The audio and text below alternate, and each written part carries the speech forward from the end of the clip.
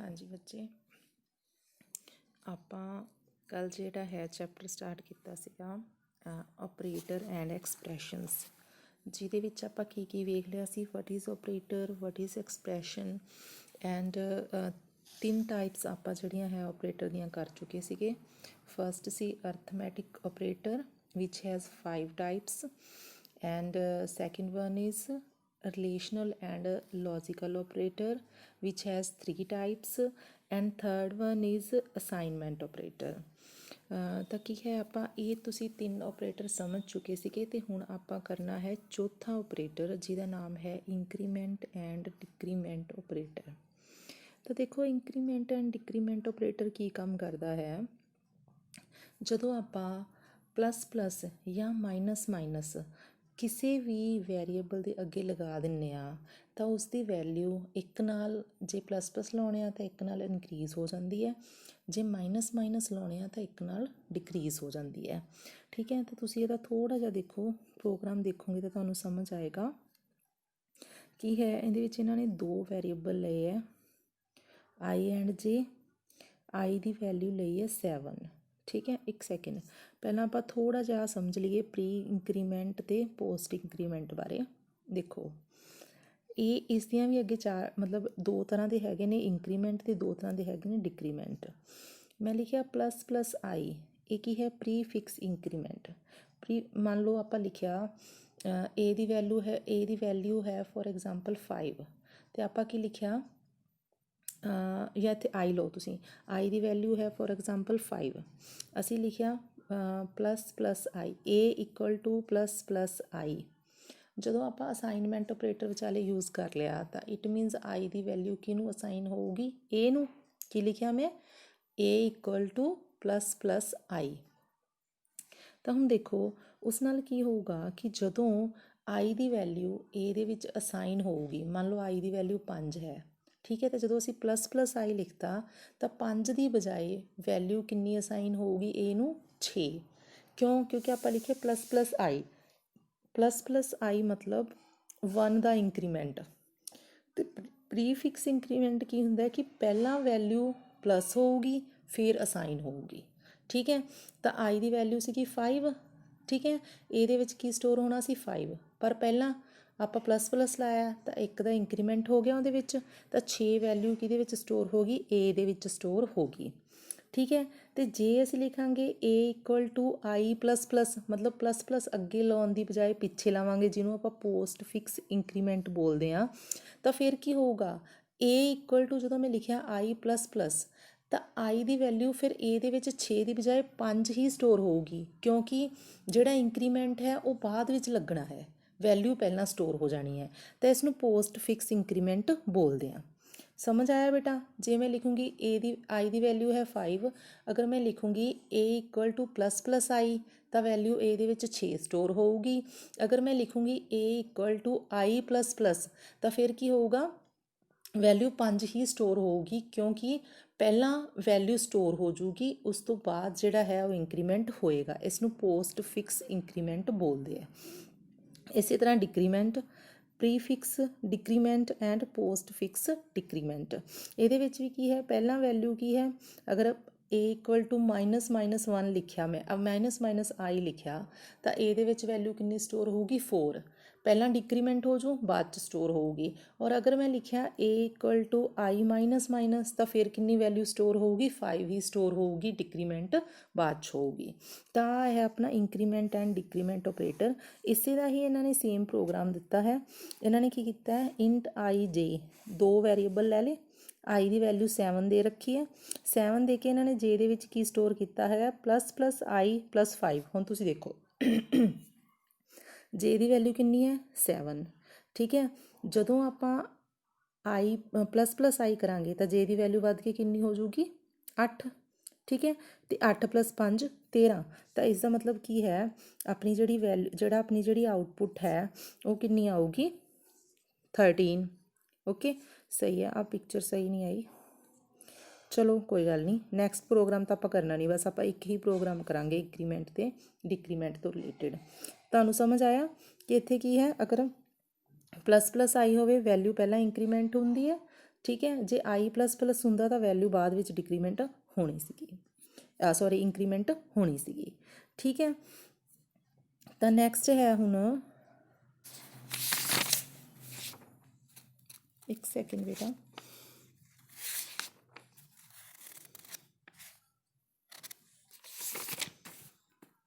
ठीक है। चलो नैक्सट है हुण अपना, ਆਪਾਂ ਹੁਣ ਇੱਕ ਹੋਰ ਆਪਰੇਟਰ ਕਰ ਚੁੱਕੇ ਹਾਂ, ਚੌਥਾ operator increment and decrement operator. And next ਹੈ ਆਪਣਾ ਆਪਰੇਟਰ ਟਰਸ਼ਰੀ ਆਪਰੇਟਰ।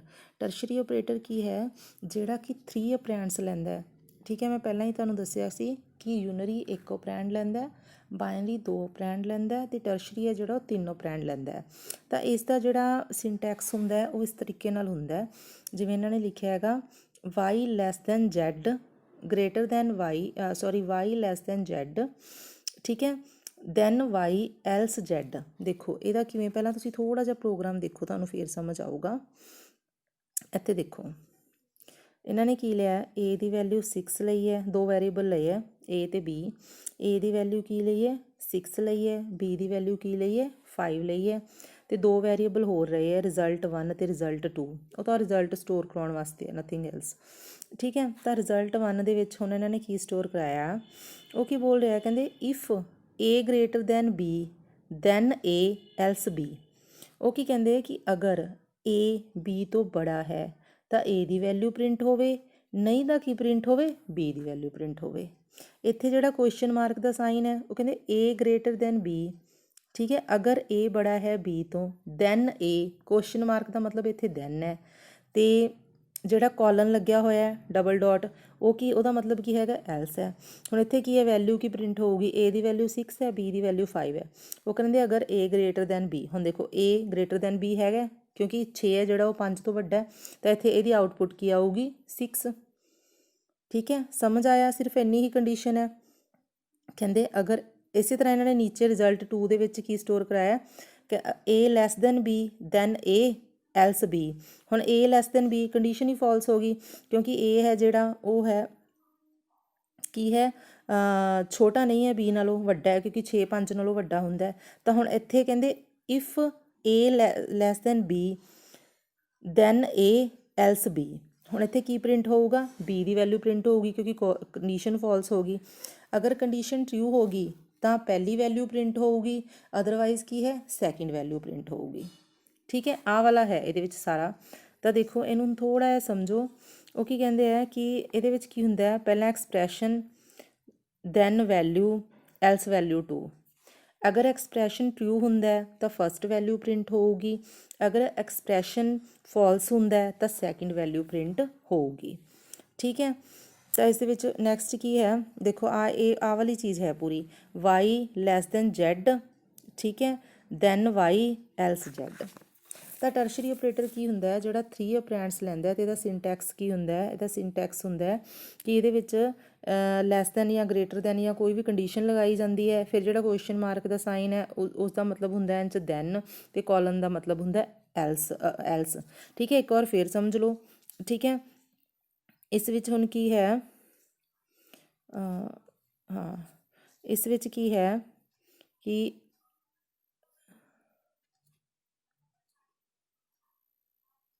ਹਾਂ a greater than b then a else b। ਉਹ ਕਹਿੰਦੇ ਅਗਰ a ਗ੍ਰੇਟਰ ਦੈਨ b ਹੈ ਮਤਲਬ ਕਿ ਕੰਡੀਸ਼ਨ ਟਰੂ ਹੈ ਤਾਂ a ਦੀ ਵੈਲਿਊ ਪ੍ਰਿੰਟ ਹੋਊਗੀ, ਅਗਰ ਕੰਡੀਸ਼ਨ ਫਾਲਸ ਹੈ ਤਾਂ b ਦੀ ਵੈਲਿਊ ਪ੍ਰਿੰਟ ਹੋਊਗੀ। ਹੁਣ ਦੇਖ ਲਓ ਇੱਥੇ a ਦੀ ਵੈਲਿਊ ਹੋ ਰਹੀ ਹੈ ਕਿ b ਦੀ ਵੈਲਿਊ ਹੋ ਰਹੀ ਹੈ, a ਦੀ ਵੈਲਿਊ 6 ਹੈ, b ਦੀ ਵੈਲਿਊ 5 ਹੈ। a ਗ੍ਰੇਟਰ ਦੈਨ b, ਹਾਂਜੀ ਕੰਡੀਸ਼ਨ ਟਰੂ ਹੈ, ਤਾਂ a ਦੀ ਵੈਲਿਊ ਕਿੰਨੀ ਵੈਲਿਊ ਪ੍ਰਿੰਟ ਹੋ ਜੂਗੀ 6। ਸੈਕਿੰਡ ਜਿਹੜਾ ਰਿਜ਼ਲਟ 2 ਦੇ ਵਿੱਚ ਇਹਨਾਂ ਨੇ ਕੀ ਕੰਡੀਸ਼ਨ ਲਾਈ ਹੈ, ਕਹਿੰਦੇ a less than b then a else b। ਹੁਣ ਦੇਖੋ a ਲੈਸ ਦੈਨ b ਹੈ, ਨਹੀਂ ਜੀ ਕੰਡੀਸ਼ਨ ਫਾਲਸ ਹੋ ਗਈ, ਤਾਂ ਹੁਣ ਕੀ ਪ੍ਰਿੰਟ ਹੋਊਗਾ b ਪ੍ਰਿੰਟ ਹੋਊਗਾ। ਠੀਕ ਹੈ ਬੱਚੇ, ਤਾਂ ਇਹ ਹੋ ਗਿਆ ਆਪਣਾ ਜਿਹੜਾ ਹੈ 5th operator tertiary operator. And next one is comma operator. Comma operator simply ਇਹ ਲਿੰਕ ਕਰਦਾ ਹੈਗਾ 2 ਰਿਲੇਟਿਡ ਐਕਸਪ੍ਰੈਸ਼ਨਸ ਨੂੰ। ਕਹਿੰਦੇ it is use to link 2 or more related expressions together. Comma ਆਪਾਂ ਕਿਉਂ ਯੂਜ਼ ਕਰਦੇ ਹਾਂ, ਇੱਕ ਐਕਸਪ੍ਰੈਸ਼ਨ ਦੇ ਵਿੱਚ 2 ਵੈਲਿਊਜ਼ ਨੂੰ ਸੈਪਰੇਟ ਕਰਨ ਵਾਸਤੇ, ਜਿਵੇਂ ਸਿੰਪਲੀ ਆਪਾਂ ਯੂਜ਼ ਕਰਦੇ ਹਾਂ ਉਵੇਂ ਹੀ ਕੋਮਾ ਆਪਰੇਟਰ ਹੈ ਜਿਹੜਾ ਉਹ ਯੂਜ਼ ਹੁੰਦਾ ਹੈ। ਠੀਕ ਹੈ। ਐਂਡ ਜਿਹੜਾ ਆਪਣਾ ਉਸ ਤੋਂ ਬਾਅਦ ਨੈਕਸਟ ਆਪਰੇਟਰ ਹੈ ਸਾਈਜ਼ ਆਫ ਆਪਰੇਟਰ ਹੈ। ਸਾਈਜ਼ ਆਫ ਆਪਰੇਟਰ ਜਦੋਂ ਆਪਾਂ ਕਿਸੇ ਦੇ ਵੀ ਨਾਲ ਲਾ ਦਿੰਦੇ ਹਾਂ ਉਸਦਾ ਆਪਾਂ ਨੂੰ ਇਹ ਸਾਈਜ਼ ਦੱਸਦਾ। ਫੋਰ ਐਗਜ਼ਾਮਪਲ ਸਾਈਜ਼ ਆਫ ਅਪਰੈਂਡ, ਜਿਵੇਂ ਮੈਂ ਇੱਥੇ ਲਿਖਤਾ, ਮੈਂ ਲਿਖਿਆ ਇੰਟ ਏ ਇਕੁਅਲ, ਮੈਂ ਲਿਖਿਆ ਇੰਟ ਏ, ਉਸ ਤੋਂ ਬਾਅਦ ਮੈਂ ਲਿਖਤਾ ਸਾਈਜ਼ ਆਫ ਏ, ਕਿ ਮੈਂ ਏ ਦਾ ਸਾਈਜ਼ ਪਤਾ ਲੱਗਣਾ। ਹੁਣ ਇੰਟ ਦਾ ਸਾਈਜ਼ ਕਿੰਨਾ ਹੁੰਦਾ ਹੈ, 2 ਬਾਈਟ। ਇਹ ਡਾਟਾ ਟਾਈਪਸ ਦੇ ਵਿੱਚ ਆਪਾਂ ਚੰਗੀ ਤਰ੍ਹਾਂ ਕੀਤਾ ਹੋਇਆ ਤਾਂ ਆਪਣਾ ਆਨਸਰ ਕੀ ਆਊਗਾ 2। ਇਹਦਾ ਅੱਗੇ ਆਪਾਂ ਇੱਕ ਪ੍ਰੋਗਰਾਮ ਕਰਾਂਗੇ, ਫਿਰ ਤੁਹਾਨੂੰ ਜ਼ਿਆਦਾ ਵਧੀਆ ਸਮਝ ਆ ਜਾਊਗਾ ਕਿ ਅਸੀਂ ਜਦੋਂ ਕਿਸੇ ਵੀ ਵੈਰੀਏਬਲ ਦਾ ਜਦੋਂ ਅਸੀਂ ਸਾਈਜ਼ ਪਤਾ ਕਰਨਾ ਹੁੰਦਾ ਤਾਂ ਅਸੀਂ ਸਾਈਜ਼ ਆਫ ਆਪਰੇਟਰ ਯੂਜ਼ ਕਰ ਲੈਂਦੇ ਹਾਂ। ਸਿੰਪਲੀ ਲਿਖਾਂਗੇ ਸਾਈਜ਼ ਆਫ, ਅਤੇ ਉਸ ਤੋਂ ਬਾਅਦ ਬ੍ਰੈਕਟ ਦੇ ਵਿੱਚ ਜਿਹੜਾ ਹੈ ਉਹ ਆਪਾਂ ਉਸ ਵੈਰੀਏਬਲ ਦਾ ਨੇਮ ਲਿਖਾਂਗੇ ਜਿਹਦਾ ਅਸੀਂ ਸਾਈਜ਼ ਪਤਾ ਕਰਨਾ ਚਾਹੁੰਦੇ ਹਾਂ। ਅਗਰ ਉਹ ਇੰਟ ਦੇ ਵਿੱਚ ਹੈ ਤਾਂ ਓਬਵੀਅਸ ਸਾਈਜ਼ 2 ਆਊਗਾ, ਅਗਰ ਫਲੋਟ ਦੇ ਵਿੱਚ ਹੈ ਤਾਂ ਸਾਈਜ਼ 4 ਆਊਗਾ, ਅਗਰ ਡਬਲ ਦੇ ਵਿੱਚ ਹੈ ਤਾਂ ਸਾਈਜ਼ 8 ਆਊਗਾ। ਇਹ ਚੀਜ਼ ਤੁਸੀਂ ਚੰਗੀ, ਅਗਰ ਕਰੈਕਟਰ ਦੇ ਵਿੱਚ ਹੈ ਤਾਂ ਸਾਈਜ਼ 1 ਆਊਗਾ। ਸਾਰੀਆਂ ਡੇਟਾ ਟਾਈਪਸ ਦਾ ਜਿਹੜਾ ਸਾਈਜ਼ ਉਹ ਮੈਮਰੀ ਦੇ ਵਿੱਚ ਕਿੰਨੀਆਂ ਬਾਈਟਸ ਜਿਹੜੀਆਂ ਹੈਗੀਆਂ ਆਕੂਪਾਈ ਕਰਦੀਆਂ, ਉਹ ਸਾਰਾ ਆਪਾਂ ਨੇ ਪਹਿਲਾਂ ਡੇਟਾ ਟਾਈਪਸ ਦੇ ਵਿੱਚ ਕੀਤਾ ਹੋਇਆ। ਠੀਕ ਹੈ, ਇਹ ਤਾਂ ਸਾਈਜ਼ ਆਫ ਆਪਰੇਟਰ ਹੋ ਗਿਆ। ਨੈਕਸਟ ਆ ਗਿਆ ਬਿਟ ਵਾਈਜ਼ ਆਪਰੇਟਰ, ਜਿਹੜਾ ਲਾਸਟ ਆਪਰੇਟਰ ਆਈ ਥਿੰਕ। ਤਾਂ ਬਿਟ ਵਾਈਜ਼ ਆਪਰੇਟਰ ਕੀ ਹੁੰਦਾ ਹੈ? ਬਿਟ ਵਾਈਜ਼ ਆਪਰੇਟਰ ਹੁੰਦਾ ਕਿ ਦੇਖੋ ਤੁਹਾਨੂੰ ਪਤਾ ਹੈ ਕਿ ਜਿਹੜੀਆਂ ਆਪਣੀ ਮੈਮਰੀ ਦੇ ਵਿੱਚ ਬਿਟਸ ਹੁੰਦੀਆਂ 0101 ਦੀ ਫਾਰਮ ਦੇ ਵਿੱਚ, ਤਾਂ ਬਿਟ ਵਾਈਜ਼ ਆਪਰੇਟਰ ਕੀ ਕਰਦਾ ਹੈਗਾ, ਬਿਟਸ ਨੂੰ ਜਦੋਂ ਆਪਾਂ ਰਾਈਟ ਜਾਂ ਲੈਫਟ ਸ਼ਿਫਟ ਕਰਨਾ ਹੋਵੇ ਤਾਂ ਉਦੋਂ ਯੂਜ਼ ਹੁੰਦਾ ਹੈ। ਇਹ ਸਿਰਫ ਇੰਟ 'ਤੇ ਅਪਲਾਈ ਹੁੰਦਾ, ਫਲੋਟ 'ਤੇ ਡਬਲ 'ਤੇ ਅਪਲਾਈ ਨਹੀਂ ਹੁੰਦਾ। ਠੀਕ ਹੈ, ਤਾਂ these operators are used for testing the bits or shifting them right or left. ਕਹਿੰਦੇ ਬਿਟ ਵਾਈਜ਼ ਆਪਰੇਟਰ ਹੈ ਜਿਹੜਾ ਉਹ ਟੈਸਟਿੰਗ ਵਾਸਤੇ ਯੂਜ਼ ਹੁੰਦਾ ਅਤੇ ਉਹਨੂੰ ਰਾਈਟ ਜਾਂ ਲੈਫਟ ਸ਼ਿਫਟ ਕਰਨ ਵਾਸਤੇ ਕੀ ਹੈ ਯੂਜ਼ ਹੁੰਦਾ ਬਿਟਸ ਨੂੰ। ਤਾਂ ਇਹ ਕਿੰਨੇ ਤਰ੍ਹਾਂ ਦੇ ਹੁੰਦੇ ਆ? 6 ਤਰ੍ਹਾਂ ਦੇ ਹੁੰਦੇ ਆ। ਬਿਟਵਾਈਜ਼ ਐਂਡ, ਬਿਟਵਾਈਜ਼ ਔਰ, ਬਿਟਵਾਈਜ਼ ਐਕਸਕਲੂਸਿਵ ਔਰ, left shift, right shift and compliment. ਦੇਖੋ ਐਂਡ ਦਾ ਮਤਲਬ ਇੱਥੇ ਵੀ ਉਵੇਂ ਹੀ ਆ। ਬਿਟਵਾਈਜ਼ ਐਂਡ ਕਹਿੰਦੇ ਦੇਖੋ ਬਿਟਵਾਈਜ਼ ਐਂਡ ਹੈ ਨਾ, ਕਹਿੰਦੇ here answer would be 1 when both bits are 1। ਦੇਖੋ ਸੇਮ ਹੈ ਜਿਵੇਂ ਆਪਾਂ ਲੌਜੀਕਲ ਆਪਰੇਟਰ ਦੇ ਵਿੱਚ ਕੀਤਾ ਸੀ ਨਾ, ਐਂਡ ਵਾਲਾ ਸੇਮ ਹੈ ਬਿਲਕੁਲ। ਠੀਕ ਹੈ, ਉਸ ਦੇ ਵਿੱਚ ਵੀ ਕੀ ਸੀ, ਦੋਨੋਂ ਕੰਡੀਸ਼ਨਸ ਟਰੂ ਹੋਣੀਆਂ ਚਾਹੀਦੀਆਂ। ਇੱਥੇ ਵੀ ਕੀ ਹੈ, ਕਹਿੰਦੇ ਆਂਸਰ 1 ਉਦੋਂ ਆਊਗਾ ਜਦੋਂ ਕੀ ਹੈ ਦੋਨੋਂ ਬਿਟਸ 1 ਹੋਣਗੀਆਂ। ਠੀਕ ਹੈ, ਅਤੇ ਉਸ ਤੋਂ ਬਾਅਦ ਕੀ ਹੈ, ਕਹਿੰਦੇ ਜਿਹੜਾ ਬਿਟਵਾਈਜ਼ ਔਰ ਹੈ ਉਹਦੇ ਵਿੱਚ ਆਂਸਰ 1 ਉਦੋਂ ਵੀ ਆ ਸਕਦਾ ਜਦੋਂ ਸਿਰਫ ਸਿੰਗਲ ਬਿਟ ਹੀ 1 ਹੈ। ਠੀਕ ਹੈ, ਬਿਟਵਾਈਜ਼ ਐਂਡ ਦੇ ਵਿੱਚ ਅਗਰ ਦੋਨੋਂ ਬਿਟਸ 1 ਹੈ ਤਾਂ ਆਂਸਰ 1 ਆਊਗਾ। ਬਿਟਵਾਈਜ਼ ਔਰ ਦੇ ਵਿੱਚ ਅਗਰ ਇੱਕ ਬਿਟ ਵੀ 1 ਹੈ ਤਾਂ ਆਂਸਰ 1 ਆ ਜਾਊਗਾ। ਅਤੇ ਐਕਸਕਲੂਸਿਵ ਔਰ ਜਿਹੜਾ ਹੁੰਦਾ ਹੈਗਾ ਉਸ ਦੇ ਵਿੱਚ ਸੇਮ, ਅਗਰ ਆਪਾਂ 0 ਇਨਪੁਟ ਦਿੰਦੇ ਹਾਂ ਤਾਂ 1 ਆਊਗਾ, ਅਗਰ ਆਪਾਂ 1 ਇਨਪੁਟ ਦਿੰਦੇ ਹਾਂ ਤਾਂ 0 ਆਊਗਾ।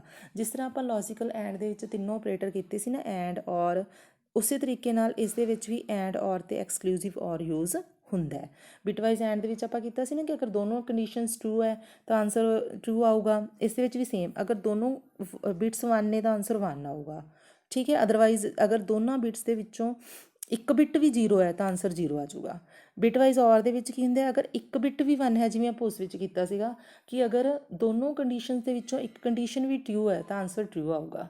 ਫਾਲਸ ਸਿਰਫ ਉਦੋਂ ਹੀ ਆਊਗਾ ਜਦੋਂ ਦੋਨੋਂ ਕੰਡੀਸ਼ਨਸ ਫਾਲਸ ਹੋਈਆਂ।